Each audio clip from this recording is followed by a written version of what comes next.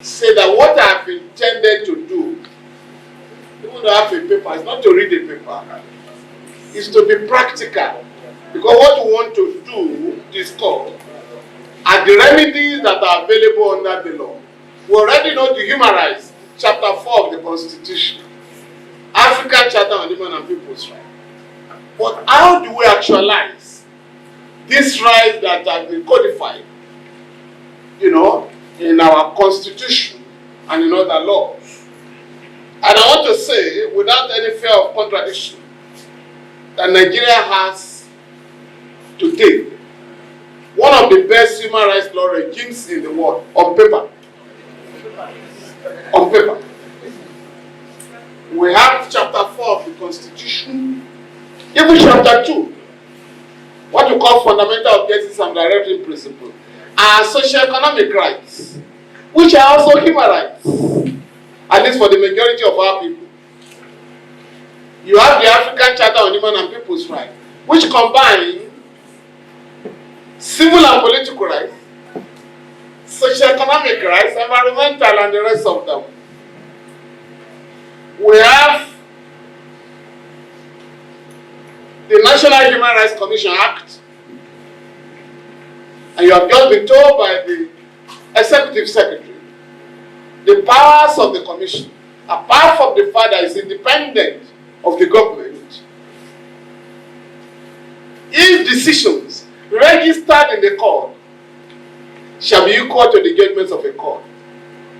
And Mr. Secretary, yes, all we need to do, just like award made by arbitration panels, which are registered in the court, and that is what we are just asked to do. Usually it's a motion. Once the judgment or the award has been made, we then go to court and file a motion to register. And it can be enforced. That is the law today. Of course, you have the legal aid. That's apart from investigation. Because we're talking of remedies. Anybody can send a complaint of human rights abuse to the Commission. Again, like before, that body, National Human Rights Commission, is empowered to protect all human rights of Nigerians, apart from what are entrenched in the Constitution, all international human rights instruments ratified by Nigeria. That includes the International Covenant on Social and, Cultural and Economic Rights. Of course, the entire provisions of the African Charter in the area of socio-economic rights. So you can write a petition to the National Human Rights Commission that you are unemployed and you want the government to give you some money at the end of the month. A child is on the street who should be in school. You can write to the National Human Rights Commission. Can you ensure that all the 36 state governments in Nigeria and the FCT pick up all the children that are roaming the street and register them in school? Because under Article 17 of the African Charter, every individual in Africa shall be entitled to education. And Nigeria has gone further to enact some laws, including the Child's Right Act and Child's Right laws in the states. Of what you also have the UB Act, which provides that every child shall be educated free of charge by the government of Nigeria. And this is compulsory. So you can write to the Commission. We have a case in court now, which is taking a lot of time. So we will be writing to the Commission, in which we have sued the Inspector General of Police. Can you pick up every child on the street? Can you charge their parents before the court for not sending their children to school? Because under the law, you are supposed to have all those children in school. In some parts of the world that are less endowed than Nigeria, when your child is going to turn 6, you get a phone call or a visit, you haven't registered your child for education. Today, we have 20 million children roaming the streets in Nigeria, the highest number in the world. And so please, the National Human Rights Commission will be called upon very soon to take some drastic action in this regard. You have the Legal Aid Act. Unfortunately, Nigerians are not aware of their rights under that law. Once you are considered an indigent citizen, and once you earn less than the minimum wage, and you know what that means for Nigeria, you can write to that agency, I have a case. Can you represent me in court without paying money? And the jurisdiction has been expanded. So you can take advantage. That body, just like National Human Rights Commission, has offices in all the 36 states of the country and Abuja. So please, let's take advantage of this law so that you can get the government to be accountable. Because we are not enforcing our rights. That is why there is so much money to steal. But if every child has to go to school, 20 million children in Nigeria, the government will have to, they are supposed to have sleepless nights. Not going to Kigali and the rest of them to learn how to govern. You know, our governors are just coming back from Rwanda to learn the art of governance. Now, under that law, lawyers are encouraged to identify with the body. I want to render pro bono publico service. And you are encouraged by the agency. But just like the National Human Rights Commission, the Legal Aid Council is not well funded. And so it's our duty when we are living here today. If you want to get effective remedies, we must go to the National Assembly next time. When the Executive Secretary is called to come and defend his budget, we must be there and make a case why the Commission should be well funded or the Legal Aid Council. We have the Anti-Torture Act. Most Nigerians are not aware that it's now a serious criminal offense to torture a Nigerian, either in custody or in the home. The punishment, the penalty is 25 years imprisonment to torture a Nigerian. No option of fine. If the person dies in custody, the officers responsible will be charged with murder. We also have compulsory treatment and care for victims of gunshot act. Before, if somebody was injured and you go to the hospital, you are asked to go and get a police report. In the process, the person may lose his or her life. So this law has made it a criminal offense for any hospital or any doctor or medical personnel to refuse treatment to anybody who has a gunshot injury. Of course, for us in the human rights community, we celebrated the Unchanging of Criminal Justice Act when it was enacted in 2015.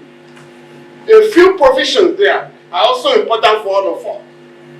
Under that law, again, the Commission will need to work together here. Under that law, Section 34 of the Unchanging of Criminal Justice Act and Section 70 of the Police Establishment Act 2020, every chief magistrate shall visit all police stations in his or her magisterial district at least once a month. So, and during that visit, the magistrate is empowered to grant bail, order the complete and unconditional release of a suspect, or recommend that the suspect be taken to court, charged before the court. So if this law is implemented today, no Nigerian will be kept in a police station for more than 1 month, or SSS cell or whatever. That same law provides that the Chief Judge of the Federal High Court shall designate judges to visit other detention center, EFCC, ICPC, ICP, SSS and the rest of them, even the military. Today, there are people languishing in SSS custody for 2, 3, 4, 5 years. Yes. That shouldn't happen. Because the chief judge refused to appoint judges that should carry out that assignment. I sued the chief judge, the case is pending in court, to carry out his own duty under the law. Now, under that same law, quarterly, all arrests made in Nigeria shall be recorded and forwarded to the Attorney General of the Federation, who will keep them in a database. So if the policeman knows or policewoman knows that he or she is likely to be reported to the Attorney General, all illegal arrests will stop. The other remedy under that law is that there shall be an Administration of Criminal Justice Monitoring Committee, Section 470 of that law, to ensure that criminal cases do not remain in the docket for years, to ensure that our prisons or correctional centers are not congested. So there are other provisions that we are not aware of. I just did a case, a criminal case. For the first time, a man was killed. The court found those who were charged to have been responsible. And apart from sentencing them to various terms, the court also ordered that the children, the young children of the deceased, shall be educated by the convicts. Yes. But there is provision for that in our law. We have the Anti-Torture Act. Most Nigerians are not aware that it's now a serious criminal offense to torture a Nigerian, either in custody or in the home. The punishment, the penalty is 25 years imprisonment to torture a Nigerian. No option of fine. If the person dies in custody, the officers responsible will be charged with murder. We also have Compulsory Treatment and Care for Victims of Gunshot Act. Before, if somebody was injured and you go to the hospital, you are asked to go and get a police report. In the process, the person may lose his or her life. So this law has made it a criminal offense for any hospital or any doctor or medical personnel to refuse treatment to anybody who has a gunshot injury. Of course, for us in the human rights community, we celebrated the Administration of Criminal Justice Act when it was enacted in 2015. A few provisions there are also important for all of us. Under that law, again, the Commission will need to work together here. Under that law, Section 34 of the Administration of Criminal Justice Act and Section 70 of the Police Establishment Act 2020, every chief magistrate shall visit all police stations in his or her magisterial district at least once a month. So, and during that visit, the magistrate is empowered to grant bail, order the complete and unconditional release of a suspect, or recommend that the suspect be taken to court, charged before the court.